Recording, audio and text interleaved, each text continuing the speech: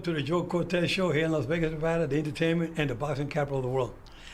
Well, we want to welcome again our co-host, Shelly Stevens, a very talented and beautiful Shelly Stevens. Hi. Hey. And we have also our guest today. Ed. I'm here. Ed Ragine, I'm here. Ed Awesome. Ragine is a great comedian. We bring him on the show because sometimes we want to bring a little more flavor, more color to the show. And we thought by having him on the show today would be great. We're going to be talking a little bit about your background. Tell us that where are you from originally? I'm originally from Providence, Rhode Island. I was born and raised there. I started off at the racetrack being a stable hand when I left high school, and I did that for a year or two. And then I met a lady, got married, had a child. So then I had to get a real job. After you become a jockey, baby. Well, when I was 16, I weighed about 125 pounds. Yeah. So I was a little too big to be a jockey, but I could be an exercise rider. So I did a little bit of exercising and cleaning the stalls and doing all of that. And then I got married, had a child, and I had to get like a better job that paid more money. So I got into the automobile business, and I did that for about 12 years. Wow. And then I went to a bachelor party of my boss, and they had two comedians there, you know. So they started interacting with me, and I started interacting back. And the guy was having the host was having a drink at the bar, just a soft drink, and I went over to him and I said something that changed my life. I just looked at him and said, you know, I always wanted to be a comedian. Because when I was a kid, I would watch all the comics on TV, on the Ed Sullivan Show and all of that. Yeah. And I'm like, I could do that someday, you know? So, and what he said to me really shocked me because I thought he was going to say, well, that's okay. You should try it sometime, or maybe, you know. He said, hey, I have a club downtown. He said, next Thursday, I have an open spot. If you want to do 5 minutes, come on down.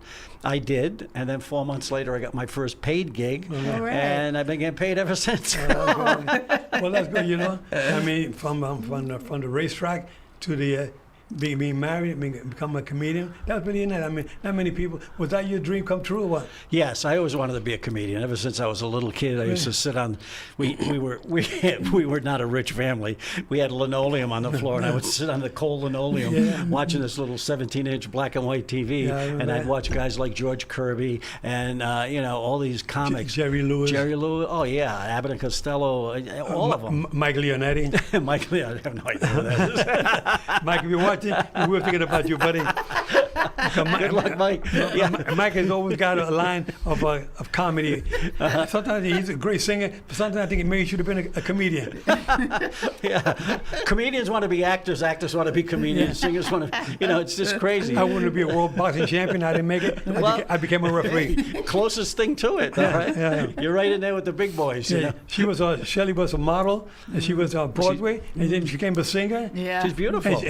She worked with the airlines for a while, right? Yeah, it's like with Pan Am. So you know Wow. how old I am, okay? That was based in New York. I dated myself by saying watching the Ed Sullivan Show. Okay, I watched it too. Ed Sullivan, he was something. He hardly ever smiled, but he had a good line. He did, yeah, he did. He did. He had a lot of great acts on there. You know? A lot of great ones. Yeah, a lot of great acts. So I used to watch it all the time, and I used to think to myself, I could do that, you know. Yeah. But then when I first did it for the very first time, I'm like, whoa, this is a lot harder than I thought it was going to be. You know, because he gave me 5 minutes, and I did about 2-3 minutes of material, and I didn't really have any material. Well, I talked about my nose. You know, I got a big nose. I'm in the water floating on my back. People yell shark. You know, that kind of. Well, don't feel bad, Jimmy. Just dumb jokes. Don't feel bad. Jimmy Durante was the same way.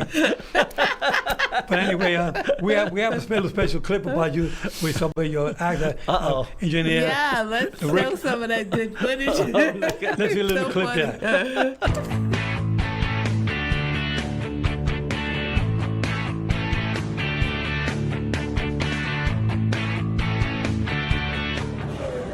I'm married. Sorry, ladies. Wait,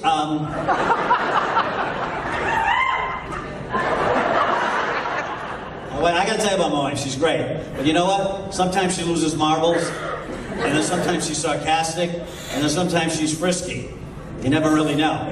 Like, she loves to go to the movies, won't pay the money for the popcorn, and she gets really mad. We'll bring our own. It sucks, because I gotta carry the microwave, the extension cord.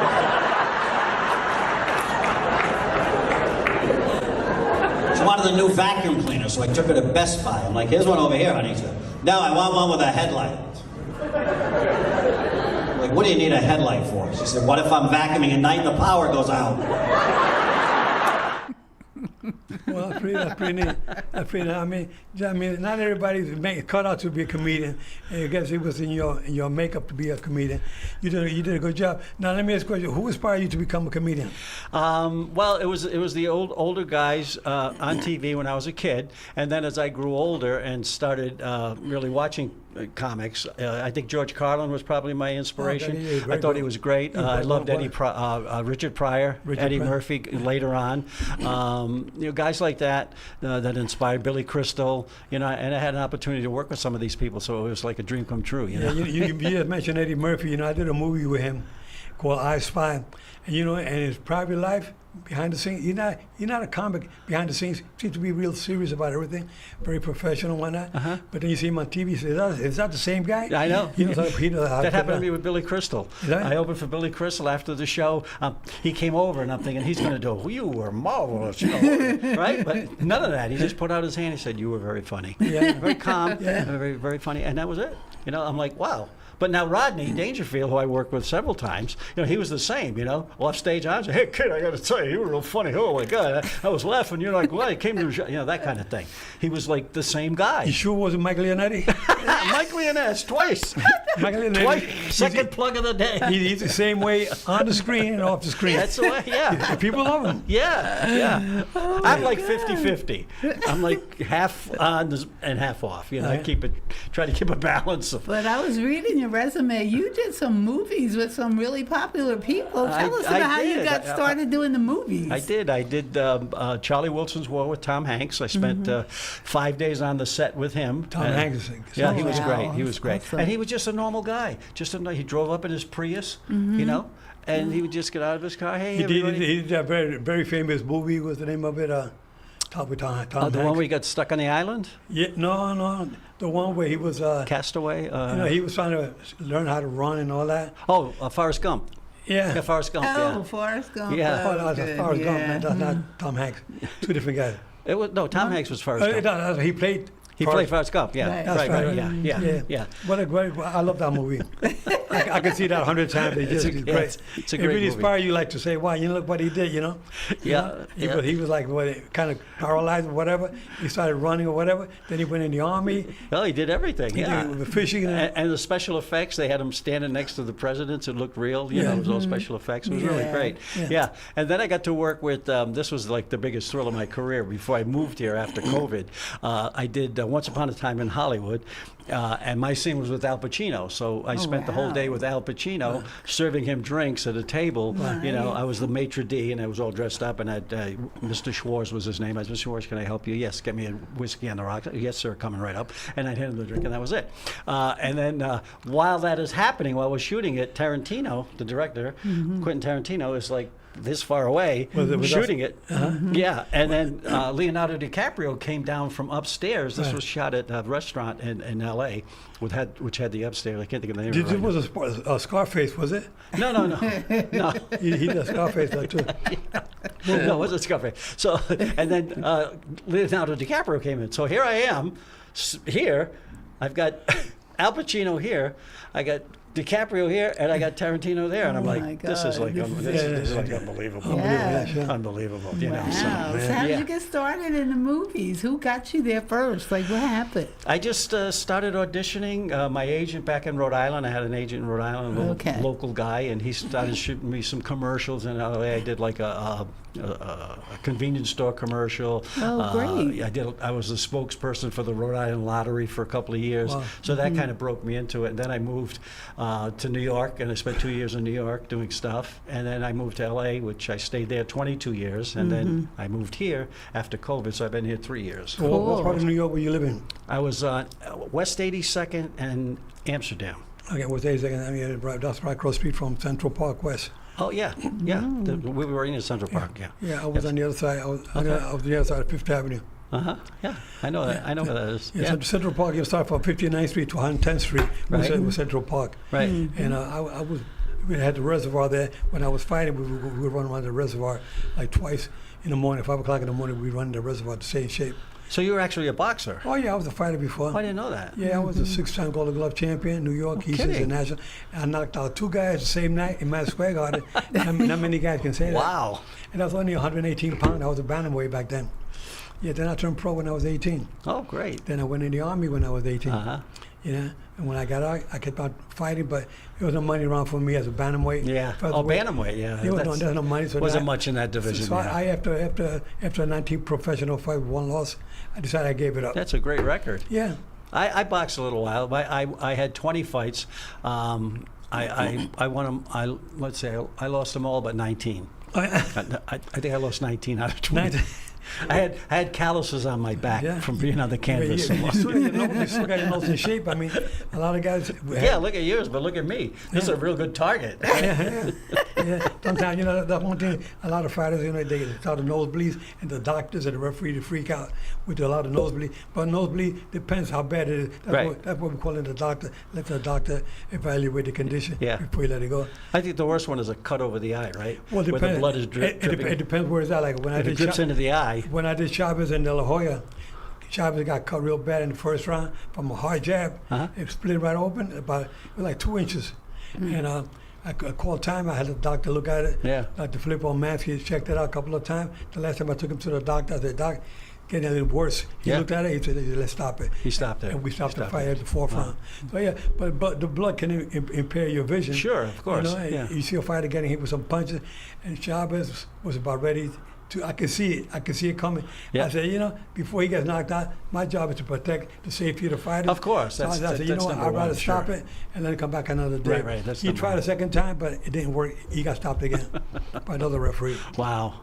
Yeah. That's amazing. Yeah. But it was a lot of fun refereeing those fights. But we're not here to talk about me. If we had to talk about you.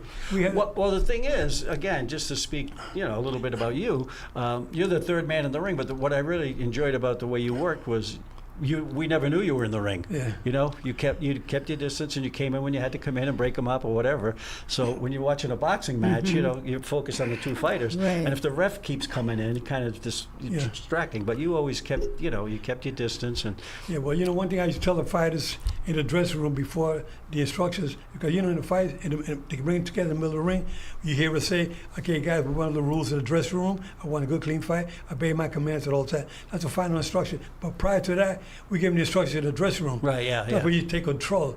If you want to make your job easy as a referee, take control back in the dressing room and tell them what you expect of them. Now, if you know this fighter has a tendency of going low blows, or tendency of using his head, or tendency of excessive holding, holding is permitted, but not excessive holding. Right. Yeah. That's when a good referee has to determine when you give a warning and when you start taking some points. Yeah. So the fighters know that. They know you're a no-nonsense referee. You're there to do your job. That's why I tell them, I'm fair, but I'm firm. Sure. Well, that's the way to be, Yeah, exactly.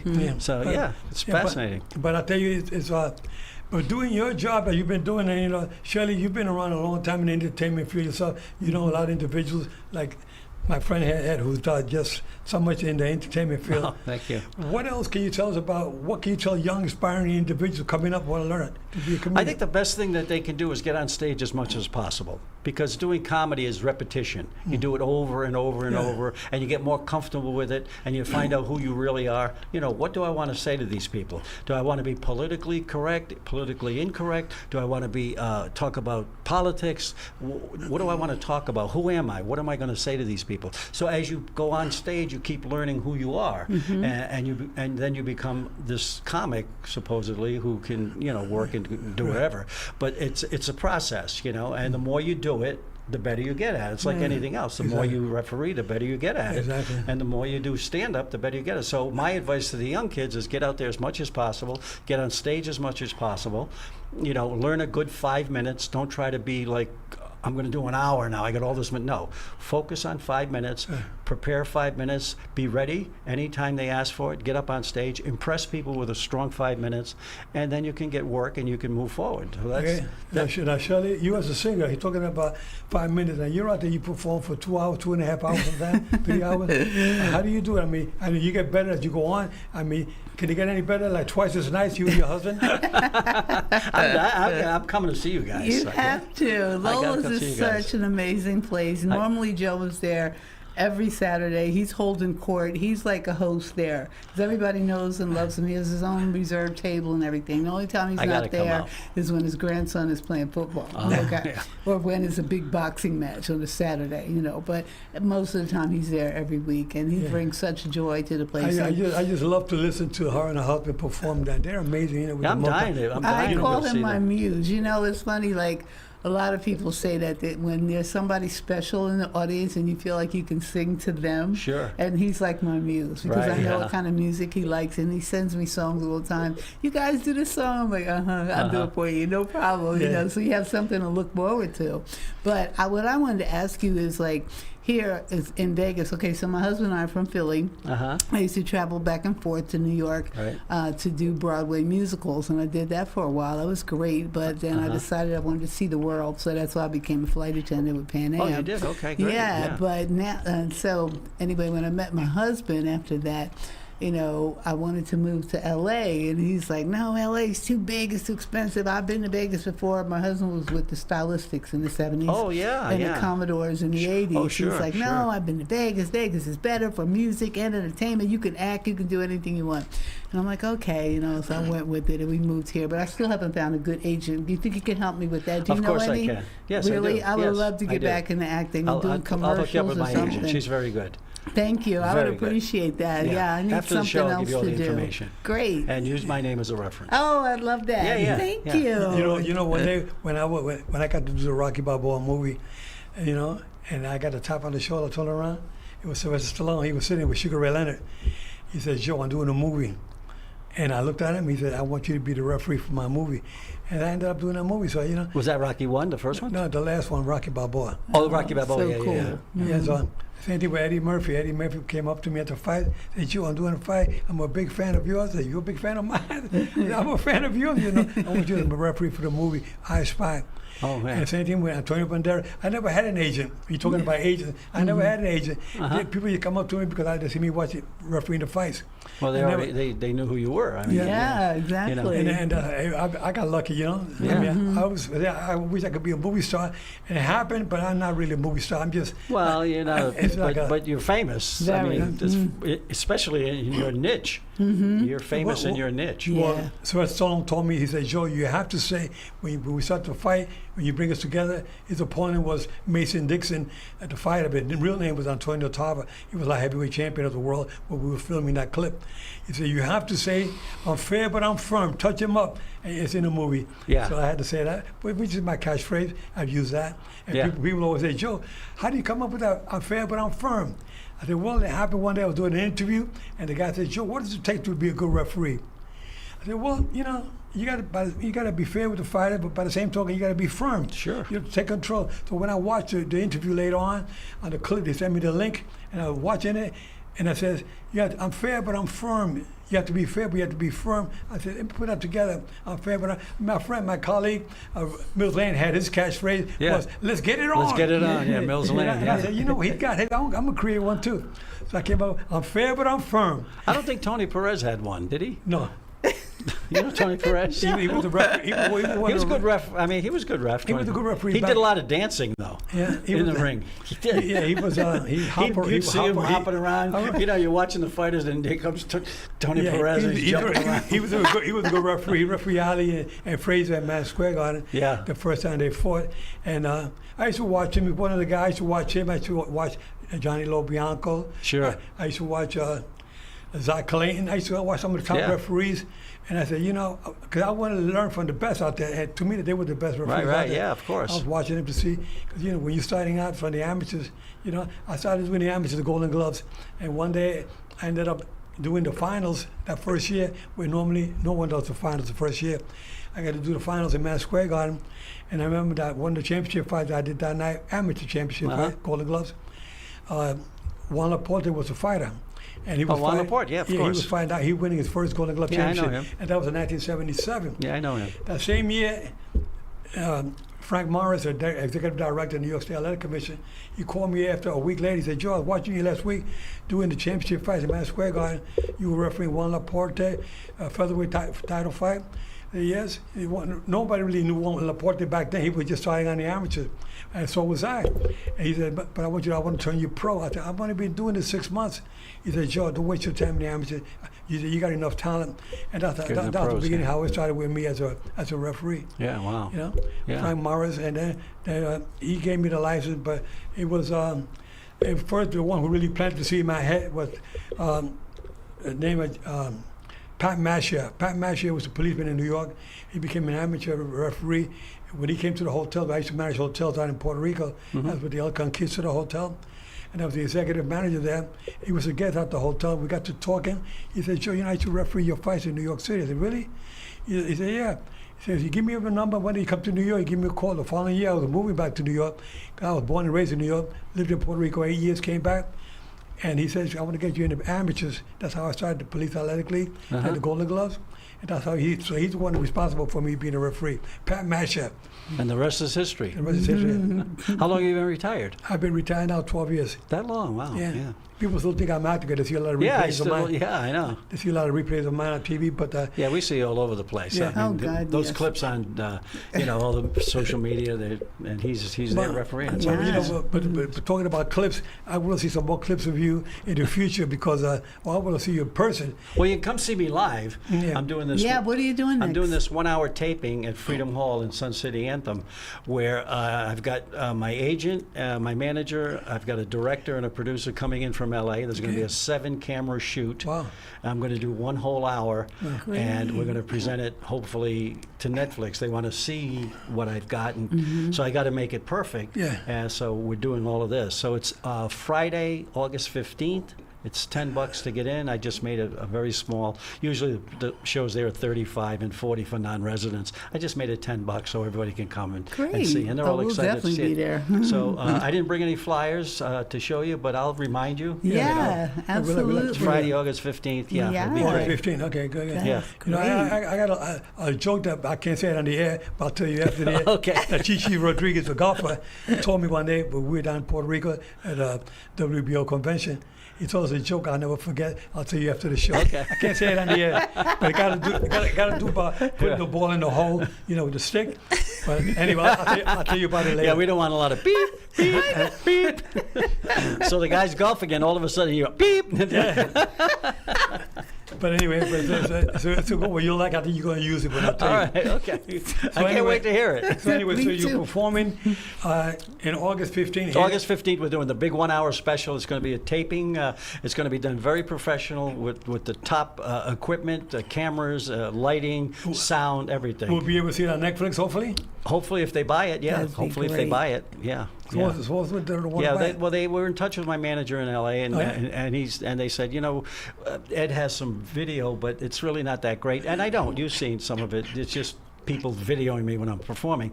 They said, we want to see something that's TV quality that we'd be interested in, and let's see how that goes. So Yeah. that's That'd why be we're doing great. all of this. I met a comedian named George Lopez. Oh, George, yeah. One day he had the fights, and we became friends. He was a comedian, but he was just starting.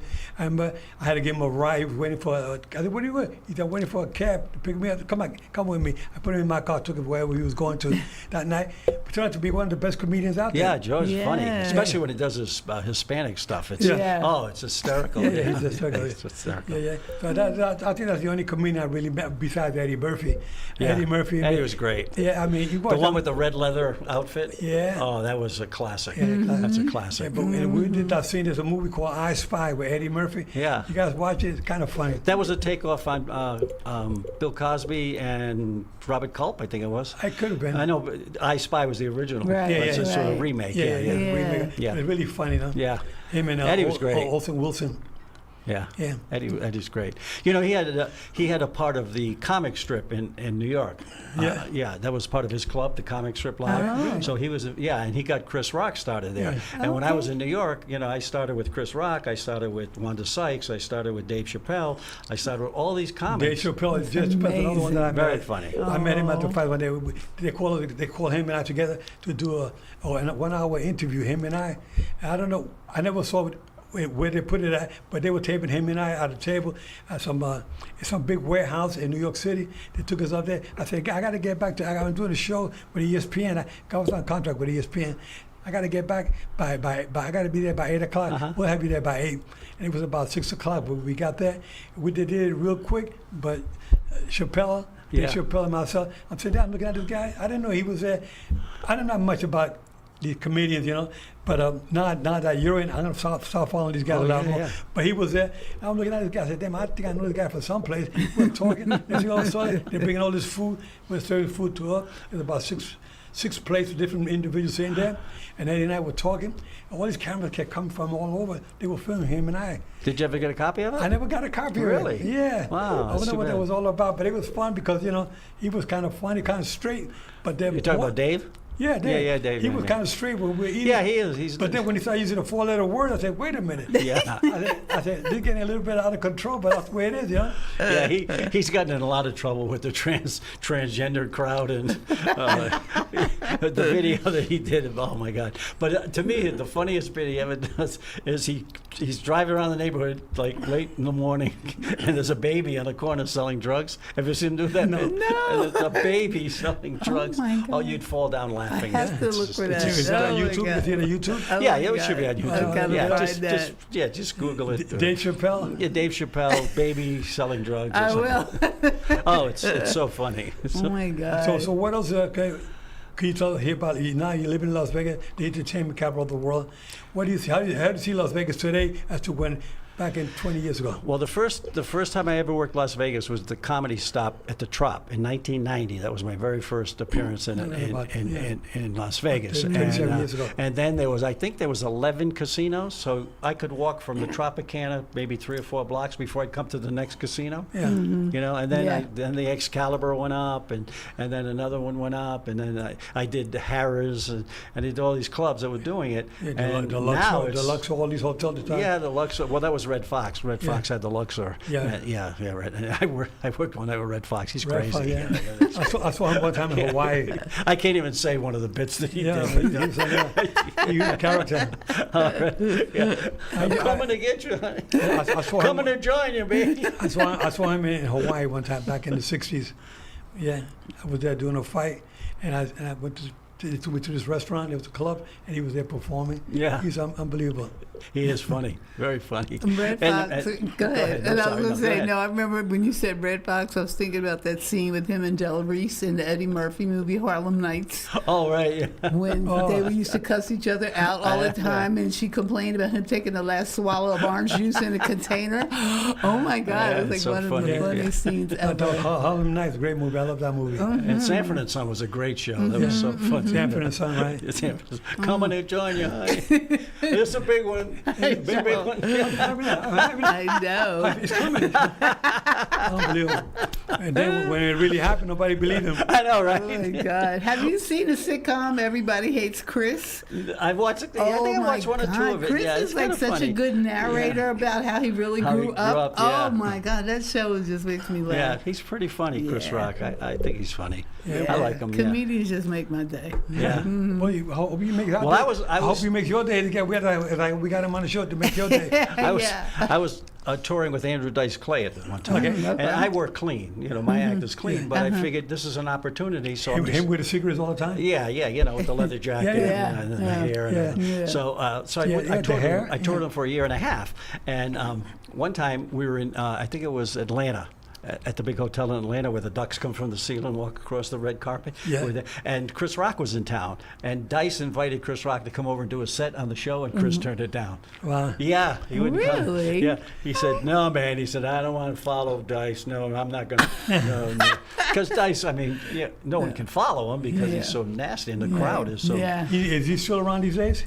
I'm sorry? Is he still around? Dice? Yeah, he's out there. He's got a little thing going on now on Facebook where he goes to these little restaurants, but it's stupid. It's not going anywhere. Yeah. Well, you fans out there, it's always an honor to bring on a special guest like we did today. Somebody different. You're the first comedian we bring on, and I think that is good for bring a lot of entertaining topics about Different comedians. yeah, You know sure. what I mean? Different venues, different. Sure. Yeah, I mean, not every day you get a comedian on the show.